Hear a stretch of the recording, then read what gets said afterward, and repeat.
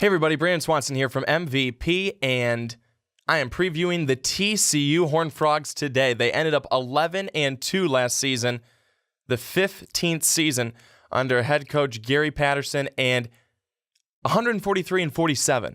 How about that record for Patterson? His teams are very, very good, and they score a lot of points. Again, 11-2 last year, 2 losses on the road, 2 big losses at Oklahoma State and at Oklahoma, and those were 2 wins that TCU needed to get. They couldn't do it. A devastating 30-29 loss on the road at Oklahoma, and TCU did not get in to the college football playoff, but they will be looking to do so this year.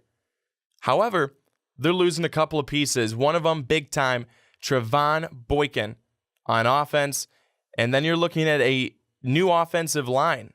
So they are losing 4 guys on the offensive line. They will have a couple of guys kind of spotted in there that took over towards the end of the season due to some injuries, but you lose 4 consistent starters on the offensive line, and then you have Kenny Hill, Texas A&M transfer, and he'll be going up against Foster Sawyer. So they're going to have a nice quarterback competition, but this is big, folks.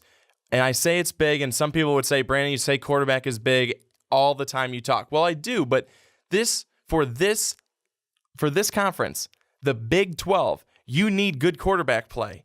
You need to put up a lot of points. Having a good quarterback, having a consistent, solid quarterback is crucial to success in the Big 12. 40 points per game last year. On average, 40 points per game for TCU. That's impressive. To repeat those numbers, do you? I don't know. I don't know what this quarterback will bring. I don't think you do. I don't think you get to 40 points a game. Trevon Boykin. Now let's remember.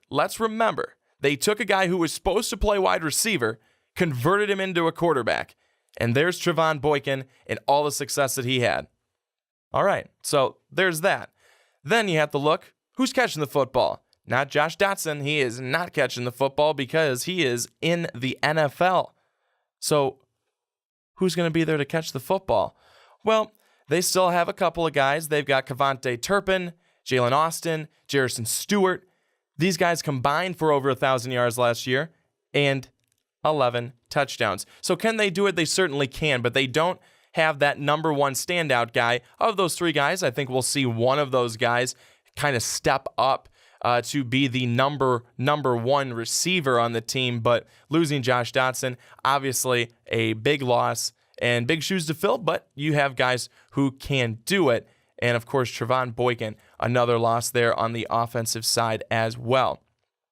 On the defensive side, it was kind of interesting last year for TCU, but then again, it's really interesting for every Big 12 team because they're never really sure what defense means. But they had to get together a linebacking core and just kind of piecemeal that together last year. But the thing of that is that because they piecemealed it together last year, now they actually have a core coming in this year. And that's funny how that works in college football. When you go into a season, you throw guys into the fire, and that year it may not be so hot, but the next year they've done it. They've got the experience under their belt. They're ready to go. So I think this defense is going to be improved. Definitely. The team overall defensively, the defensive unit, the defensive line specifically, may lack the experience, but I think that they've got the raw talent, that's for sure. So Gary Patterson, if he can get these guys set, and if he can get these guys playing hard, I think that this defense will end up being okay. Offensively, that's where we're going to have to look at. Again, 40 points per game last season. The last 2 years, in fact, under Trevon Boykin. What are they going to do this year? That is the question mark in my mind for TCU. They're definitely going to be up there. They're definitely up there in the top 3, top 4 teams in the Big 12 competing for that Big 12 title.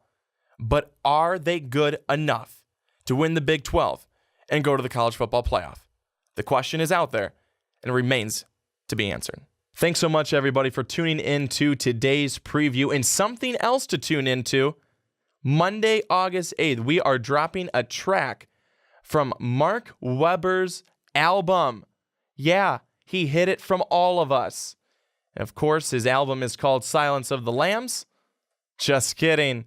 Silence of Our Soul, or of his soul. Maybe your soul.